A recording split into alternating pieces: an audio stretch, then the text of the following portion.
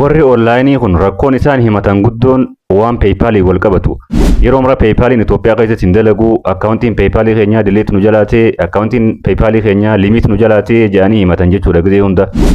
Haa ta'u garuu iddoo rakkoon jirtu hundaa'u furmaanni hin dhabamu akkuma jedhamu anis irra furmaata waan kanaa isin qabadhee dhufeetiin jira jechuudha. Asuma Itoophiyaa keessatti teessanii PayPal maallaqa ittiin fudhachuu dandeessan, kan ittiin immoo maallaqa online kafalachuu dandeessan, PayPal bareedaa, PayPal isiniif hojjetu jechuudha. Akkaataa ittiin banattan karaa salphaadhaan, steepii salphaadhaan akkaataa itti PayPal banattan isin qabadhee dhufeetiin jira jechuudha. Kanaafuu akkaataa itti PayPal banannu steepiin isin agarsiisa jechuudha. San dura garuu video kana like godhuudhaan eegala, akkasuma namoonni haaraa taatan channel kiyya kana subscribe godhuudhaan eegala isiniin ja'a. Maaliif channel kiyya kun channel waa'ee barumsaati. Channel barumsa adda addaa irraa argattan waan ta'eef subscribe godhuu hin dagatinaa jecha. Ammaan tana asumaan gara akkaawuntii PayPal banachuutiin isin dabarsa jechuudha. Walumaan gara videootti.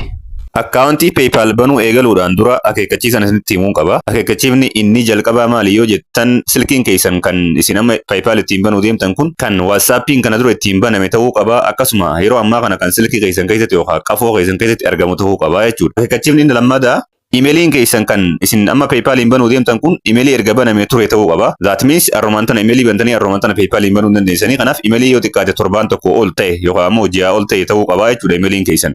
Akeekkachiisni inni sadaffaa lakkoofsi bilbilaa keessan kan kana dura PayPal ittiin yaaliin ta'uu qaba jechuudha. Akkasuma emailiin keessan illee kan kana dura PayPal ittiin yaaliin ta'uu qaba jechuudha. Kana fakkaata akeekkachiifni kiyya. Itti aansee amma gara PayPal banuutti walumaan deemna jechuudha. Jalqaba aappii tokko Play Store irraa buufachuu waan qabnuuf silkii keessan irraa gara Play Store deemuudhaan haala kanaan Play Store ni bananna jechuudha. San booda bakka sarchii kanarra gadi tuqannee maal jennee itti barreessina? Brave Browser jennee haala kanaan sarchi goona. Kanaaf bakka sarchii kanarratti Brave Browser jennee yeroo sarchi goonu haala kanaan nuuf fida. Kana booda isa mallattoo leencaa qabu kana irratti tuqannee install jennaanii jechuudha. Akka agartan kanatti uninstall naaf ta'aa jira. Yeroo inni fitu open ka jedhurra gadi tuqachuudhaan browsera kana haala kanaan banannaa jechuudha. Yeroo bannu browseriin kun kana fakkaata. Kanaaf browsera kana fayyadamneeti PayPal keenya banannaa jechuudha. Akkuma beekamu gaa dhaabbanni PayPal Itoophiyaa keessatti hin hojjetu waan ta'eef Directii Itoophiyaadhaan banuun hin danda'amu yookaan immoo Directii biyya Itoophiyaatiin banachuu hin dandeenyu. Kanaafuu amma biyya UAE yookaan immoo biyya United Arab Emirates PayPal kiyya banachuu deema jechuudha. Kanaaf browsera kanarraa bakka sarchii kana deemuudhaan maal jennee itti barreessina? PayPal.ae jennee yeroo barreessinu haala kanaan nuuf fida. PayPal.ae kan jedhu kanarra gadi tuqachuudhaan gara fuula duraa deemna jechuudha. Itti aansee akka agartan kana gara fuula kanaa nuuf fida. Fuula kanarraa filannoo lama naaf fida jechuudha. Akkuma agartan filannoo lama isiniif fida. Filannoon inni jalqabaa personal kan jedhuu fi kan itti aanu immoo business kan jedhu kana. Filannoo lamaan kana keessaa nuti amma businessii kan jedhu kanarra tuqannaa jechuudha. Maaliif business akkaawuntii banachuu barbaadna waan ta'eef. Kanaafuu businessii kanaatu irra gaariidha, irra bareedaadha waan ta'eef business kan jedhu kanarra gadi tuqannaa jechuudha. Business kan jedhurra yeroo gadi tuqannu haala kanaan fuula kana nuuf fida. Kana booda mallattoo sign up jedhu kanaatu jira. Mallattoo sign up jedhu kanarra tuqachuudhaan galmee teenya eegallaa jechuudha. Sign up irra yeroo tuqannu security challenge isin gaafachuu danda'a yookaan ammoo akkanumatti illee isin dabarsuu danda'a. Ani amma gara fuula itti aanutti na dabarsee jira. Okay, sorry. Fuula kanarraa afaan Ingiliffaarraa gara afaan biraa na dura jijjiiree jira. Kanaafuu gara Ingiliffaatti deebisuudhaaf gara jalaati tuqaa sadeen kanarra tuqachuudhaan opshinoota kana keessa translate kan jedhu kanarra yeroo tuqannu haala kanaan gara afaan Ingiliffaatti nuuf deebisaa jechuudha. Kanaaf fuula kanarraa akkuma agartan kanatti create a business account jechuudhaan information keenya akka guunnu nu gaafata. Kanaaf jalqaba irratti first name fi last name yookaan immoo maqaa keenyaa fi maqaa abbaa keenyaa akka guunnu nu gaafata. Kanaaf haala kanaan maqaa keenyaa fi maqaa abbaa keenyaa erga guuttannee booda kan itti aanu biyya keessa jiraannu akka guunnu nu gaafata. Kanaaf biyya keessa jiraattan guuttanii jechuudha. Yoo Itoophiyaa taate Itoophiyaa, yoo biyya biraa taates biyya keessa jiraattan san guuttanii jechuudha. Yoo Suudii jiraattan Suudii jettanii guuttanii. Kanaaf ani Itoophiyaan jira waan ta'eef asirra gad tuqachuudhaan koodii biyyoota kanaa keessaa Itoophiyaa barbaannee itti galchina jechuudha. Haala kanaan koodii erga galchinee booda fuulduratti immoo lakkoofsa bilbilaa galchina. Lakkoofsa keessan kan kana dura PayPal ittiin hin yaaliin ta'uu akka qabu isin himeetiin jira jalqaba. Lakkoofsa keessa yoo lakkoofsa teelee taate yookaan immoo yoo teelee irraa baafattan 0 fuuldura jirtu dhiifneetuma 9 irraa eegaluudhaan itti galchina jechuudha. Yoo Safaricom taates 0 dhiifneetuma 7 irraa eegallee haala kanaan itti barreessina jechuudha. Ergasii emailii keessan akka itti galchitan isin gaafata. Kanaaf gaa emailii keessan haala kanaan itti guuttanii jechuudha. Emailii haarayaa fi erga bantanii ture akka ta'uu qabu isinitti himeen jira. Kanaaf erga emailii keenya haala kanaan galchine booda gara paaswordii itti nu dabarsa jechuudha. Paaswordiin isin guuttan ulaagaalee sadeen jala jirtu tana guutuu danda'uu qabaa jechuudha. Paaswordii jabaa dijiitii 8 olii akkasumas walitti maka qubeetii fi lakkoofsaa akkasumas speeshaal kaarakteriiwwan akka aatii faa haashtaagii faa mallattoo akkasiif keessaa qabaachuu qaba. Yoo san ta'uu baate isin hin dabarsu waan ta'eef jechuudha.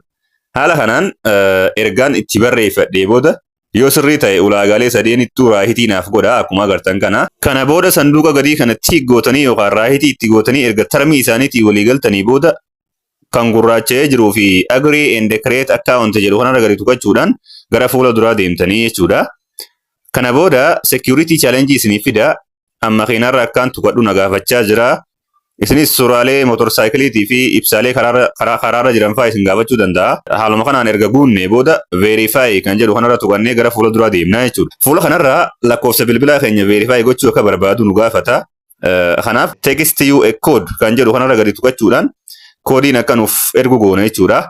Ergasii koodii gara silkii keenyaa nuuf ergaa. Yoo lakkoofsi koodii isinii dhufuu baate resend code kan jedhu kanarra tuqachuudhaan akka deebi'ee ergu gochuun ni danda'ama. Wanni hubachuu qabnu koodii kan nuuf ergu iddoo lamattidha jechuudha. Bakka lamatti koodii nuuf ergaa. Inni tokko karaa WhatsAppiitiin yeroo tahu inni lammaffaa immoo karaa meeseejiitiin nuuf erga jechuudha. Kanaaf bilbilli keessan kan WhatsAppiin ittiin baname ta'uu akka qabu jalqaba isinitti himeen ture jechuudha. Yoo meeseejiin dhufuu baatte WhatsAppii keessa seentanii ilaaltanii achumaan WhatsAppii keessa argattanii jechuudha. Akkuma agartan an karaa meeseejii koodii naaf ergee jira.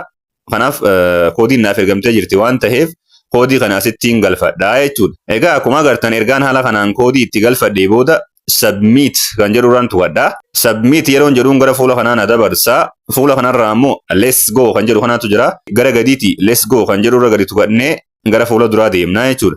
Ergasii gara fuula kanaan dabarsaa. Fuulli kun immoo iddoo murteessaadha. Kanaaf sirriitti hordofuu qabdu jechuudha. Akkuma isinitti mul'atutti before we start which describe you best jechuudhaan nu gaafata. Kanaaf filannoo jalqabaa kan individual seller jedhu kanarra tuqannaa jechuudha. Sanduuquma kana keessaa business type kan jedhu kan xiyya gaggaragalee jiru kanarra gad tuqachuudhaan optiona lama nuuf fida. Optiona lameen keessaa individual kan jedhu kanarra tuqannee gara itti aanutti deemna jechuudha. Ergasii next kan jedhurra tuqannee gara fuula duraa deemnaa jechuudha. Fuula kanarratti maqaa fi bara dhalootaa fa'aa akka guunnu nu gaafata. Maqaa keessanii fi bara dhalootaa keessan akka national ID keessanirra jirutti guutuu qabdan jechuudha. Akkuma agartan kana guyyaa dhalootaa akkanatti guunnaa. Jalqaba guyyaa guunnaa, itti aansee ji'a guunnaa, dhumarratti ammoo waggaa haala kanaan guunna jechuudha. Itti aansee what is your nationality kan jedhu biyya keessa jiraattan guuttanii. Ani Itoophiyaattiin yookaan immoo Itoophiyaa keessaan jiraadha waan ta'eef Itoophiyaa jeetiin guutaa. Ergasii lakkoofsa bilbilaa keessanii isuma dura guutan san isiniif fida. Kanaaf isa bira dabruudhaan gara itti aanutti deemna jechuudha. Kan itti aanu kun immoo adreesa akka guunnu nu gaafata. Kanaaf isa kana sirriitti dhageeffachuu qabdu jechuudha. Yookaan immoo sirriitti hordofuutu isinirra jiraata. Sababni isaatis maali yoo jettan adreesa kana kan Itoophiyaa osoo hin taane kan biyya jalqaba ittiin bannee san guunna. Fakkeenyaaf biyyi jalqaba ittiin nuti banne United Arab Emirates dha waan ta'eef adreesa United Arab Emirates guunnaa jechuudha. Kanaaf gaaffiin guddaan isin na gaafattan adreesa kana eessa argannaa isa jedhu akka ta'enaaf gala. Adreesa kana iddoon irraa argannu eessa yoo jettan as keessa iddoo jirru kana keessaa baanee gara Chrome irra deemnaa yookaan immoo Chrome irra deemnee Google irratti maal jennee barreessina UAE address generator jennee barreessina jechuudha. An kompiitaraatu na bira jira waan ta'eef kompiitara irra deemeetiin Google irratti UAE address generator jechuudhaan haala kanaan barreessa. Silkii qofa yoo fayyadamaa jiraattanis as keessaa baataniituma Chrome bira deemtanii sarchii gootanii jechuudha UAE address generator jettanii. Ergasii liinkii jalqabaa kan random email address jedhu kana irra gad tuqachuudhaan gara fuula duraa deemnaa jechuudha. Fuula kanarraa adreesa UAE kan garaagaraa randomly isiniif fida. Kanaaf adreesa kanneen keessaa kan feetan fuutanii guuttachuu ni dandeessu jechuudha. Adreesa jalqabaa kana yeroo baay'ee namni baay'ee fudhachuu danda'a ta'a. Kanaaf adreesuma gad deemtanii gara gadiitti adreesa barbaadan guuttachuu dandeessanii. Akkuma agartan iddoo PO Box jedhu kana adreesa sanarra jira waan ta'eef gara adreesaa deemnee achirraa PO Box copy godhannee dhufnee asirratti guuttannaa jechuudha. Anamma haala kanaanin guutaa jira. PO Box erga guuttanii booda adrees kan jedhu kana bira dabarraa. City kan jedhu adreesa keenyarraa finnee guunne jechuudha. Akkuma agartan adreesa irratti City kan jedhu Dubaay jedha waan ta'eef Dubaay kan jedhu copy goonee finnee asirratti barreessina. Kan dhumaa kan state jedhu kanas adreesa irraa copy goonee finna. Akkuma agartan kan adreesa irratti state kan jedhu kun Dubaay. Kanaaf Dubaay jennee itti barreessina. Erga haala kanaan sirriitti guutuu keenya mirkaneeffannee booda next jennee gara fuula itti aanutti dabarraa jechuudha. Fuula kanarraa organizationii akka guunnu nu gaafata. sanduuqa jalqabaa kana yeroo right goonu maqaa keenya kan jalqaba guunne san ofuma isaatti automatically ittiin of guuta jechuudha yookaan immoo ittiin of galcha. Itti aansee immoo what is your business registration number kan jedhu kana ani hin qabu waan ta'eef biraan dabra jechuudha. Kan itti aanu immoo primary currency kan jedhu kana isa kana doolaaruma irratti dhiifanna jechuudha. Itti aansee what do you sell kan jedhu kana isa kana kan barbaaddan gochuu dandeessu. An computer network or information service kan jedhu kanaan filadha warra jiru kana keessaayi. Ergasi do you have any business website kan jedhu kana website yoo qabaattan yes jettanii website yoo qabaachuu baattan immoo akkuma kiyya kanatti no jettanii bira dabartanii jechuudha. Kan itti aanu kun immoo what is your business address kan jedhu kana mallattoo right yeroo goonu automatically address duraan guunne san fidee nuuf guuta jechuudha. Ergasi next kan jedhu irra tuqachuudhaan gara fuula duraa deemna jechuudha. Congratulations asirra geessan taanaan akkuma fixanitti ilaaluu ni dandeessu. Fuula kanarraa congrats you are all set jechuudhaan gara dashboardii akka deemnuuf go to dashboard nuun jedha. Kanaaf isarra gadi tuqachuudhaan gara PayPal keenyaa deemna jechuudha. Egaa akkuma agartan kana gara PayPal keenyaa nu seensisee jira. Gara PayPal keenyaa seennee jira jechuudha. Kana booda wanni hafe yoo jiraate emailii ittiin PayPal banne kana confirm gochuu qofaa jechuudha. Kanaafis akkuma isin agartan kanatti dashboardii kanarraa akkuma agartan confirm your email kan jedhu kanarra gadi tuqadha. Yeroo kana emailii kiyya naaf fida jechuudha. Akkuma isin agartan kana fuula emailii kiyyaa duratti confirm kan jedhu kanarra gadi tuqanna. Yeroo kana confirmation linkii gara emailii keenyaa nuuf erga waan ta'eef asii baanee gara emailii keenyaa seenuudhaan confirm gochuu qabna jechuudha. Kanaaf haala kanaan gara emailii kiyyaa yeroon seenu emailii jalqabaa kanarra gadi tuqadheetiin seena jechuudha. Akkuma agartan kana linkiin click here to activate your account jettu gara emailii kiyyaa ergamtee jirti. Kana waan ta'eef isirratti gadi tuqannaa jechuudha. Yeroo isirra tuqannu gara fuula duraa deemna. Yeroo kana akka PayPal keenyaan login goonuu nu gaafata. Passwordii jalqaba guunnee san itti barreessineetuma login goonaa jechuudha. Anama passwordii kiyyaa haala kanaan itti barreessee login kan jedhu irra tuqadha. Akkuma agartan your email has been confirmed nun jedha. Kanaaf continue kan jedhu irra gadi tuqannee akkuma agartan finally kunu PayPal keenya yookaan immoo accountii PayPal keenya haala ajaa'iba ta'een banannee jirra jechuudha. Baalaansiin nuti qabnu 0 akka ta'e asirratti natti agarsiisaa jira. Kanaaf PayPal accountii keenya guutumaa guututti banannee jirra jechuudha. Kana booda paymentii barbaadan kafaluufis fudhachuufis ni dandeessan jechuudha.